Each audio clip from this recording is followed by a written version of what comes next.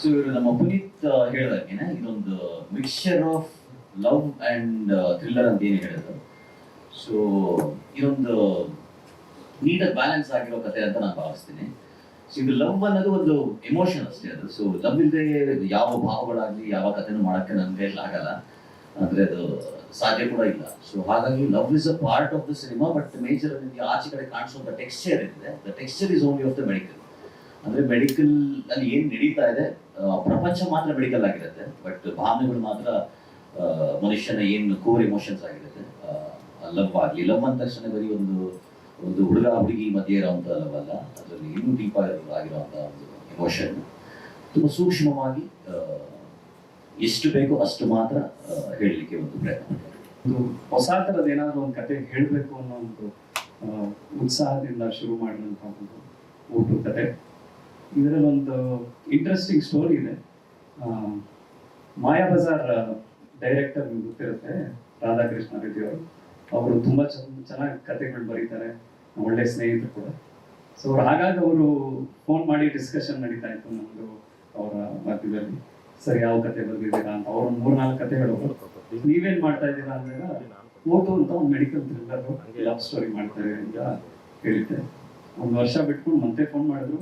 ಅವರು 3-4 ಬೇರೆ ಬೇರೆ ಕತೆಗಳು ಹೇಳಿದ್ರು. ನಾನು ಕೇಳಿದ್ರೆ ನಾನು ಅದೇ ಉತ್ತರ ಬಗ್ಗೆ ಓಟು ಇನ್ನೂ ಮಾಡ್ತಾನೆ ಇದ್ದೀನಿ ಅಂತ. ಈಗ 3 ವರ್ಷ ಬರ್ತಿದ್ದೀವಿ ಈ ಕತೆ.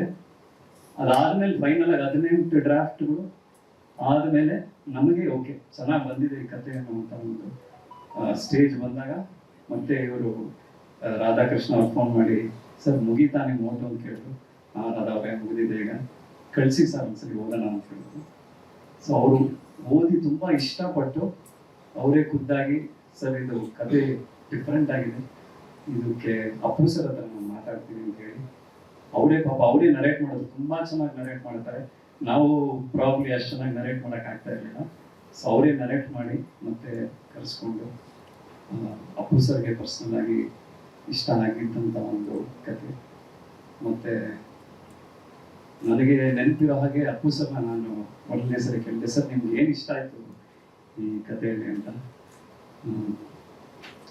ಅವರು ಈ ಕತೆ ಯಾವುದು ಟೆಂಪ್ಲೇಟಲ್ಲಿ ಕೂರ್ತಾ ಇಲ್ಲ, ಇದು ಏನೋ ಹೊಸದಾಗಿದೆ, ಇದು ಮುಂಚೆ ಯಾವುದು ಕೇಳಿರೋಂಥ ಒಂದು ಕತೆ ಥರ ಇಲ್ಲ.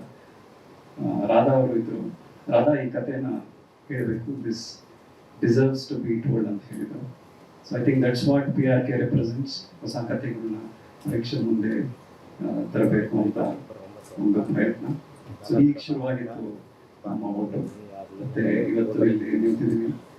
ಅಶ್ವಿನಿ ಮೇಡಮ್ ಅವರು, ಆಶಿಕ್ ಅವರು, ಪ್ರವೀಣ್ ಅವರು ಇವರೆಲ್ಲರೂ ಸೇರಿ ಸಪೋರ್ಟ್ ಕೊಟ್ಟು ನಮಗೆ ಈ ಸ್ಟೇಜ್ವರೆಗೂ ತಂದಿರೋಂಥ ಒಂದು vote cinema.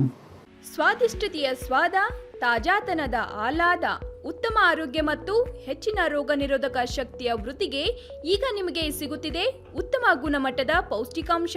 Shri Vaidik millet health mix, ಇದು ಸಿರಿಧಾನ್ಯಗಳ ಸಂಪತ್ತು.